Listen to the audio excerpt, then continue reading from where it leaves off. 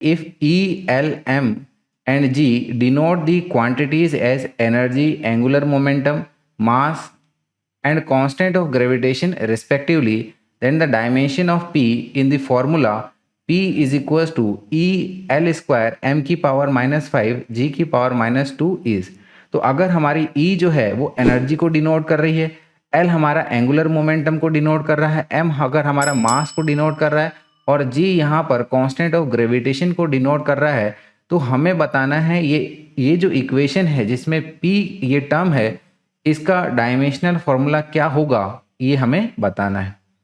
तो dear students, यहाँ पर सबसे पहले जो अननोन टर्म्स है उनके डायमेंशनल फॉर्मूलाज ऑब्टेन कर लेते हैं। तो बेसिकली यहाँ पर कुल मिला के कांस्टेंट ऑफ ग्रेविटेशन, इसी का डायमेंशनल फॉर्मूला हमें निकालने में दिक्कत आएगी। तो सबसे पहले इसका डायमेंशनल फॉर्मूला ऑब्टेन कर लेते हैं। इसको कैसे ऑब्टेन करेंगे, हमारे न्यूटन्स लॉ ऑफ ग्रेविटेशन से, जो कि है कि दो बॉडीज के बीच में जो फोर्स लगता है it is given by G m1 m2 upon में r स्क्वायर।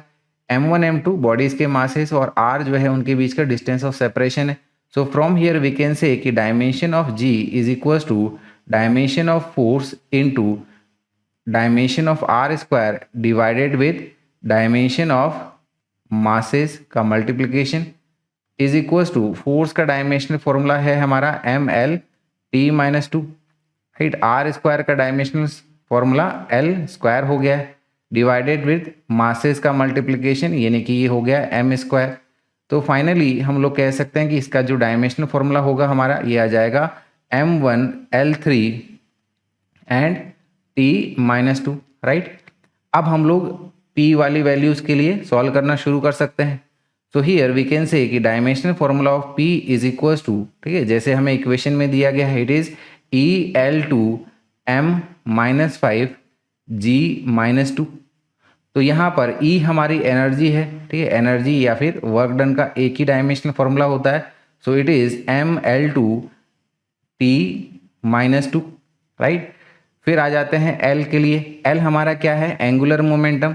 एंगुलर मोमेंटम क्या होता है, right, this is given bye linear momentum into perpendicular distance, और लीनियर मोमेंटम होता है हमारा मास इनटू वेलोसिटी। तो मास के लिए m और वेलोसिटी के लिए l, t-1 into perpendicular distance यानी कि l, इसका भी हमें होल स्क्वायर करना होगा। फिर ये मास है, मास की पावर -5, और आखिर में g, ठीक है ना, g का डायमेंशनल फॉर्मूला हमने ऑब्टेन कर लिया। तो ये m-1 l3 t-2 और इसका पावर -2 है, राइट। तो इसको हम लोग फर्दर सॉल्व कर लेते हैं, यानी कि यहाँ पर ये जो पावर है वो अंदर में मल्टीप्लाई कर लेंगे। तो ये हो जाएगा, पहला टर्म तो एज इट इज रहने दो, विच इज ml2 t-2, ठीक है। सेकेंड वाला टर्म हमारा क्या हो जाएगा, इट इज m2l4 t-2, और ये थर्ड वाला टर्म ये तो एज इट इज m-5, और फोर्थ वाला ये हो जाएगा m2l-6 and this is your t4, right. तो देखिएगा यहाँ पर फाइनली हम लोग क्या कह सकते हैं कि हमारे पास में मास के लिए पावर क्या हो जाएगी, ये 3 हो गया, ठीक है ना, ये 5 हो गया, लेकिन ये -5 है यानी कि m की पावर यहाँ पर ये 0 हो जाएगी।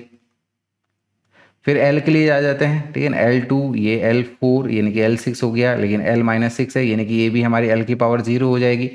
T के लिए देखिएगा, ये t-2 t की पावर -4, और ये t की पावर 4 है यानी कि ये भी हमारा t की पावर 0, यानी कि ये एक प्रकार से हमारी डायमेंशन लेस क्वांटिटी है। तो इसीलिए हमारा करेक्ट आंसर हो जाएगा option D, which is m0 l0 t0।